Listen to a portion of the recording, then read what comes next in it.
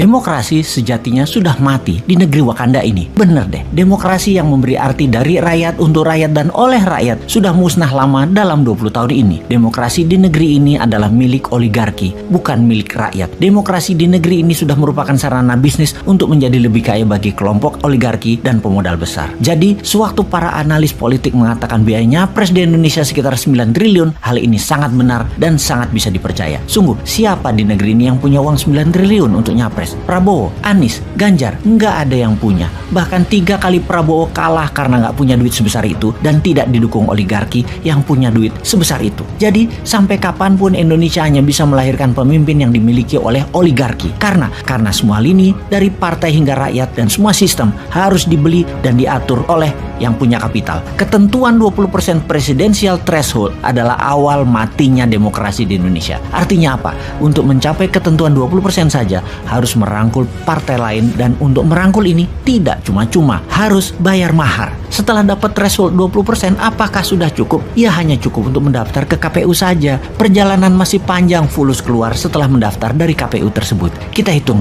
berapa biaya itu. Bervariasi di partai kelas menengah dan atas, paling murah 1 triliun. Di kelas menengah partai minta antara 400 sampai 500 miliar. Plus ada tambahan beberapa kursi kementerian dan jabatan berpotensi menghasil cuan lainnya mereka minta. Bisa dibayangkan dari mana calon capres untuk bisa membiayai mahar partai kalau tidak mencari pemodal. Di sini Indonesia akan selamanya dikungkung oleh oligarki jika ketentuan presidensial threshold tidak 0%.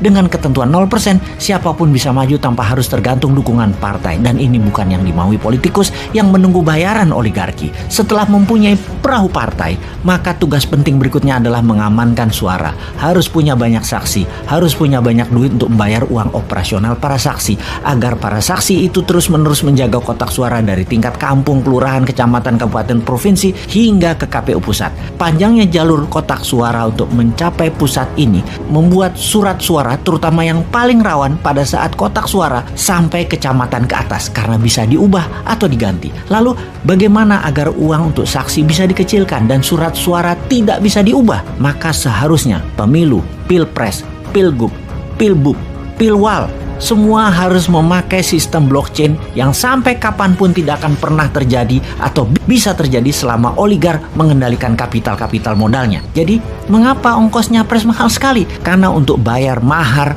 partai, baik partai yang akan jadi pelengkap persyaratan 20% dan juga kolaborasi partai pendukung. Kemudian pos kedua adalah membayar saksi. Pos ketiga yang juga perlu dana besar yaitu untuk sosialisasi dan memframing, seperti membayar pengamat untuk menggiring opini, membayar lembaga survei, membayar iklan terutama iklan TV, membayar konsultan politik, membayar buzzer, mencetak kaos dan berbagai atribut baliho, bendera dan lain sebagainya, serta biaya-biaya posko. Di pos berikutnya yang perlu dana besar untuk membeli suara rakyat adalah di pedesaan. Satu suara itu sekitar 30 sampai 100 ribu rupiah per kepala, dan ini ada bandarnya. Biasanya sang bandar akan menghitung suara di mana yang bisa dan mudah serta murah untuk mereka beli. Sekarang di tahun 2024, siapa capres yang punya 9T? Satu pun nggak ada. Sekali lagi, yang punya duit triliunan itu hanya oligarki. Bayangkan, satu oligarki bisa modali antara 2 sampai 3 triliun selama nantinya kebijakan pemerintahannya akan menguntungkan mereka, yaitu balik modal plus laba. Ya bayar 9T itu. Bagi oligarki, biaya capres yang hanya 9 triliun itu kecil. Jadi, sungguh demokrasi sudah mati di Indonesia ini, yang dibikin oleh pejabat yang berkuasa dalam 20 tahun terakhir ini bersama oligarki. Juga, mulai sekarang kita bisa jelas melihat yang anti threshold 0%, mereka adalah yang anti demokrasi dan mereka adalah agen oligarki apapun alasan mulutnya mengatakan. Singkatnya, mereka antek oligarki. Kalau benar mau demokrasi menang, jadikan threshold 0%, pastikan blockchain sebagai hitungan alat suara, lalu menangkan New Mind di 2024 karena Bosman tidak akan terbeli oleh oligarki. Di kantongnya ada 11.000 triliun.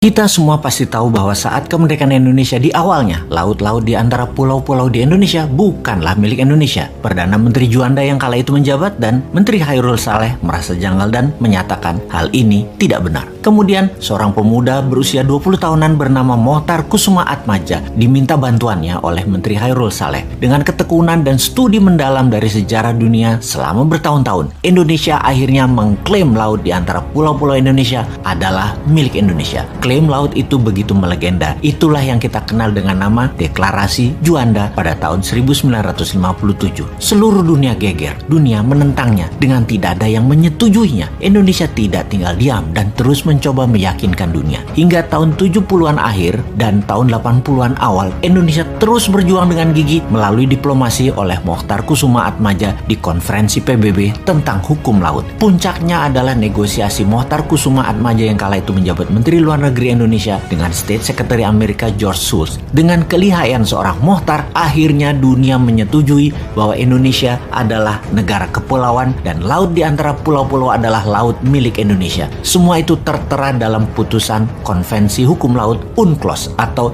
United Nations Convention on the Law of the Sea. Waktu berjalan hingga lebih 30 tahun saat ini, di mana baru-baru ini seorang pakar hukum laut Profesor Myron Norquist menyatakan dulu ada seorang Indonesia yang bernama Mochtar. Ketika dia bicara, semua orang bergetar. Salut dan respek kita untuk pahlawan maritim Indonesia, Bapak Mochtar Kusuma Atmaja. Kemudian kita harus bagaimana? Ketika nanti Newmind mendapat mandat, perjuangan Pak Mochtar Kusuma Atmaja akan kita lanjutkan dengan lobby tingkat dunia. Deklarasi Juanda dilanjutkan dengan Deklarasi Daulat Maritim, di mana seluruh kapal baik komersial, kapal pribadi maupun militer yang melewati laut di tengah pulau-pulau Indonesia, terutama kapal niaga, harus bayar asuransi. Asuransi senilai 0,5% dari nilai barang yang diangkut. Ketika telah membayar pajak, ada bendera dinaikkan di ujung tiang kapal tersebut, semacam materai yang artinya sudah taat bayar cukai asuransi Indonesia. Dunia akan marah, ya iyalah, tapi kita harus bisa bagi-bagi permen. Kita harus pandai berbagi. Singapura dan Malaysia misalnya dapat 5-10%. Amerika dan Tiongkok dapat 10-20%.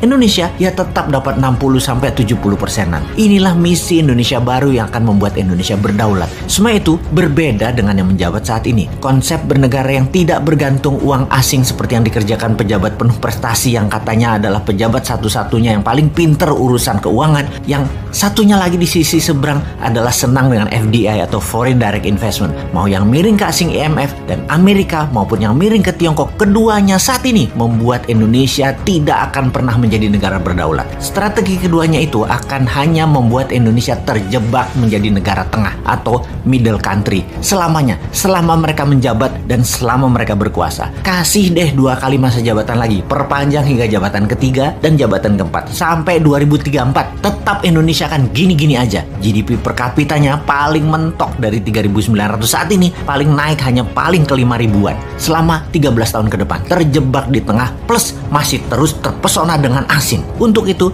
Indonesia harus berubah, harus berani, harus kompak, harus satu visi, satu misi, yaitu membuat Indonesia berdaulat. Salah satunya kedaulatan laut berserta kemanfaatan laut serta isinya. Selama ini iya, wilayah itu wilayah Indonesia. Kita sekarang minta lebih lagi karena kita mengurusi kerusakan lingkungan laut akibat 100.000 kapal asing melewati perairan Indonesia tanpa kita dapat benefit apapun, terutama benefit finansial. Kita tekor. Sahabat muda, zaman berubah cepat. Indonesia harus lebih dihargai. Pak Mochtar adalah pahlawan maritim Indonesia dan kita akan lanjutkan perjuangan beliau. Ambil kedaulatan laut dengan membuat semua yang melewati bayar cukai asuransi. Diharapkan dengan nilai barang 2.000 billion atau 2 triliun dolar, 0,5%-nya kurang lebih Indonesia mendapat 200 triliunan rupiah per tahunnya. Lumayanlah buat nyicilin hutang pejabat lama yang bisanya ngutang dengan etalase membangun pakai dana asing plus dilengkapi pasukan media buzzer sebagai alat pembenaran agar terlihat sukses. Intinya semua yang dikerjakan sekarang yang penting jadi sohor dan populer. Hutang kan yang bayar Newmind nantinya.